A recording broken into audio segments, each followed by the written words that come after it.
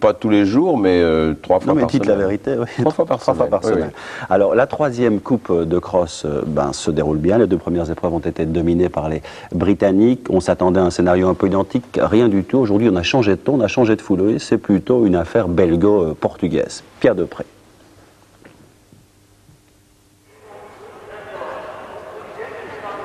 Le Britannique Nero Urquhart, vainqueur des 2 premières manches de la Cross Cup, est parti préparer les championnats du monde au Kenya, ce qui rend beaucoup plus ouverte cette 3e manche, celle de Ninove.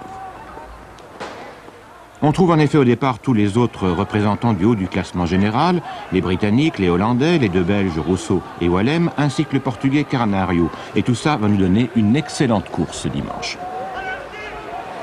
Canario prend un départ ultra rapide et il va dominer les 6 premiers kilomètres en s'assurant une avance qui va atteindre une 40aine de mètres. Intrinsèquement, Canario est le plus fort, mais le problème à ce stade de la saison est celui de la forme du moment. On doute qu'il puisse aller jusqu'au bout, d'autant que derrière lui, Wallem lâche Rousseau et engage seul la poursuite.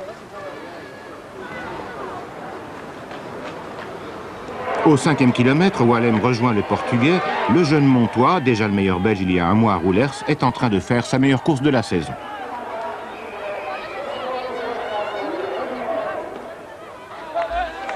Au kilomètre 6, Wallem lâche à son tour, Canario derrière eux, Rousseau se bat pour revenir. La situation se stabilise dans le 7e kilomètre, Wallem, Canario et Rousseau.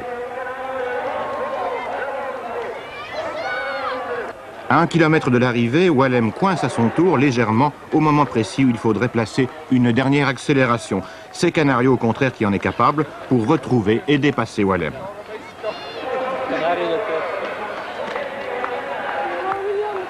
À l'arrivée de la course la plus disputée de la saison, Canario, comme l'an passé ici à Ninove, devant Wallem, Rousseau et le Français Levent. Levent qui est 4e et qui arbore sur son maillot un drapeau roumain.